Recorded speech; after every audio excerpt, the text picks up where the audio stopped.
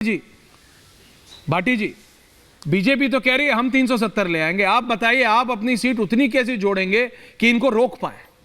Samajwadi party के प्रवक्ता के पास जी भाटी जी।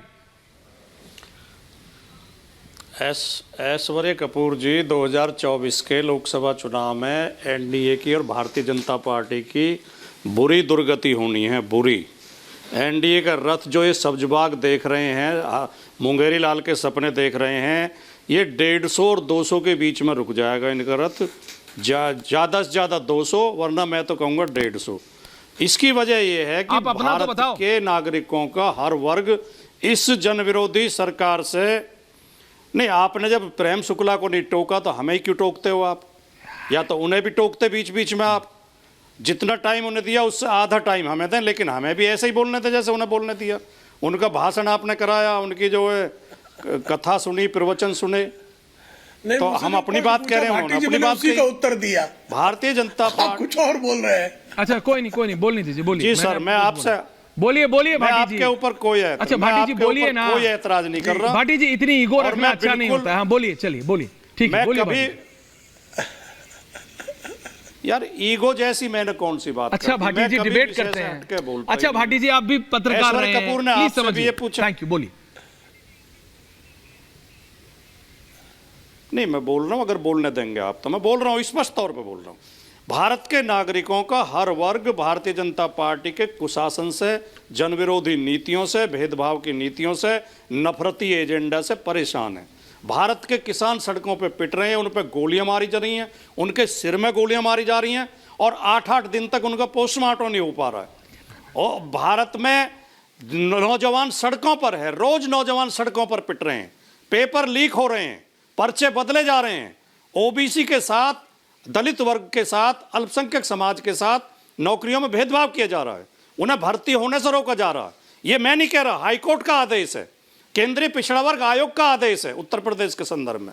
भारत में जगह जगह महिलाओं के साथ रेप की घटनाएं हो रही हैं, उनकी हत्याएं की जा रही हैं। पुलिस जबरन उनकी डेड बॉडी मिट्टी का तेल डाल के जला देती है, उनके परिजनों पर लाठियां चलाती है।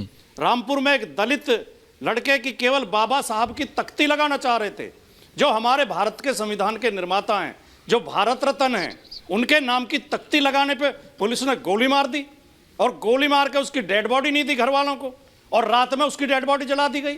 ये परंपरा बन गई है, ये घटनाएं नहीं है, ये भारतीय जनता पार्टी की परंपरा बन गई है कि 90% नागरिकों का दमन करना है, उनका शोषण करना, उनके साथ अन्याय करना है, भेदभाव करना है। इसलिए इस देश का जनमानस भारतीय जनता पार्टी के खिलाफ है, और इनकी इस चुनाव में दुर्गति होनी है। बताओ मैंने कौन सा शब्द विषय से हटके कहा? अच्छा ठीक है, तो यही है। अच्छा अब मैं आपके पर्सनल नहीं होना चाह रहा, मैंने आपसे जो सवाल पूछा था वो दोबारा पूछूंगा जब आपका चांस आएगा। Thank you. आम आदमी पार्टी के पास जा रहा हूं, और उधर पंकज शर्मा जी को भी ले आइए, और उधर अनंत विजय जी को भी ले आइए। आम आदमी पार्टी, राजेश जी आप नेता हैं, आप भी इलेक्शन लड़ते हैं, आपको भी जीतना है, आपको पता है कांग्रेस के खिलाफ पार्टी बनी, कांग्रेस के साथ अब आप लड़ रहे हैं, जनता को कैसे कन्विंस करेंगे? पंजाब के मुख्यमंत्री से पूछा गया कि दादा आप और आपकी और कांग्रेस की सोच एक है ना, क्योंकि आप तो एक हो गए। तो तड़क के बोले पत्रकार को, बोले क्या मतलब है तुम्हारा? पंजाब में हराया है हमने, धराशायी किया है, कोई मतलब नहीं आम आदमी पार्टी और कांग्रेस का। ये मैं नहीं, आम आदमी पार्टी के मुख्यमंत्री पंजाब के भगवंत मान साहब कह रहे हैं। राजेश गुप्ता जी।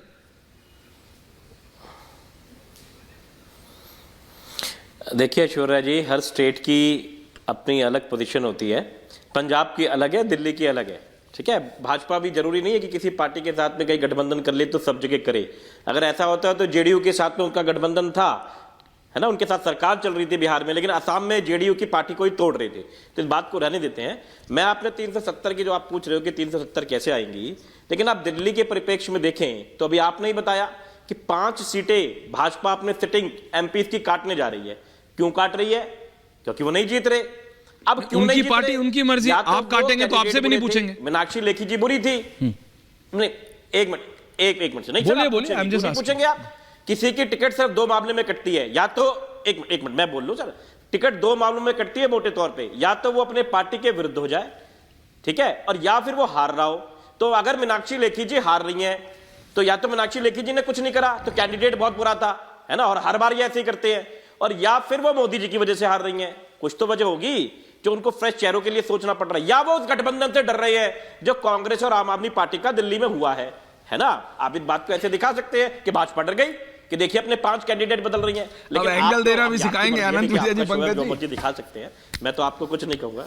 नहीं, अब यही चीज, तो कह रहा हूं आप जो अब यही चीज बची थी कि अब एंगल भी दे दीजिए। जैसे अभी राजकुमार भाटी जो खुद पत्रकार रहे हैं, वो पता है पत्रकार वार्ताओं में वो भी गए होंगे, लेकिन अब नेता है, तो अब वो मैंने उनसे पूछा आप कैसे जीतोगे, और पब्लिक देख रही है। राजेश जी वही मैं आपसे, आप कैसे जीतोगे? देश में सब कुछ गलत चल रहा है। भाटी जी को भी ले आओ भाई, भाटी जी के अनुसार, आपके अनुसार देश में सब गलत है, इधर गलत उधर गलत, सब गलत, तब भी इलेक्शन मोदी जीत जाता है, ये तो अलग ही है। आप ऐसे दिखाते हो सब गलत चल रहा है सब। यूपी में भाटी जी की पार्टी कुछ नहीं कर पाती, दिल्ली में लेकिन आम आदमी पार्टी जीत जाती है। दिल्ली के इलेक्शन में प्रेम शुक्ला जी की पार्टी को आम आदमी पार्टी हरा देती है, लेकिन नेशनली क्या होता है वो सबको पता है। समाजवादी पार्टी तो वहां भी चित यहां भी चित।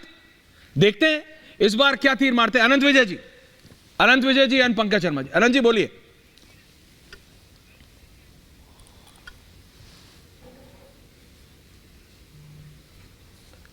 अनंत विजय जी,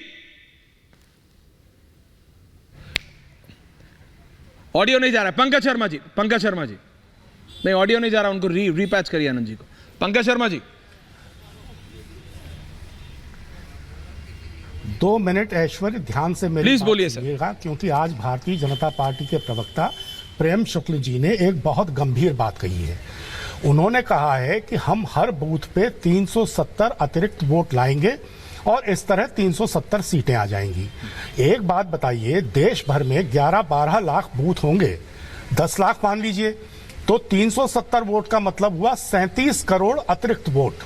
23 करोड़ वोट मिले थे 2019 में भारतीय जनता पार्टी को, तो 37 और 23 हो गए 60 करोड़ वोट।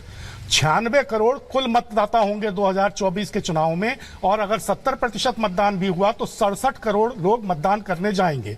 तो प्रेम शुक्ल जी के मुताबिक इन 67 करोड़ लोगों में से 60 करोड़ लोग भारतीय जनता पार्टी को वोट दे देंगे कुल मिलाकर, और बाकी सब 7 करोड़ में निपट जाएंगे। जय हो, धन्य हो प्रेम शुक्ल जी, आपका गणित। बस आपने एक जुमला फेंक दिया कि 370 वोट प्रधानमंत्री जी चाहते हैं कि हर बूथ पे अतिरिक्त मिल सकते हैं क्या? 37 करोड़ अतिरिक्त वोट, 23 करोड़ पुराने, तो 60 करोड़ वोट, तो 370 सीटें वैसे तो आ नहीं रही। कृपा करके इस देश के मतदाताओं को, इस देश की जनता को इतना मत बरगलाइए कि उन्हें लगे कि आप तो 370 अतिरिक्त वोट लेके आ जाएंगे। पहले अपने गणित को सुधारिए। यही आपकी समस्या है कि आप सुबह से शाम तक एक रेटोरिक क्रिएट करते हैं, उसकी बुनियाद में नहीं जाते। आप ये भी नहीं सोचते कि ये सब कहना कितना सही है और कितना गलत है। तो कम से कम ये जो बनावट का, पाखंड का, ढोंग का, कपट का दौर चल रहा है पिछले 1 दशक से, अब तो कृपा करके इस पर पूर्ण विराम लगाइए।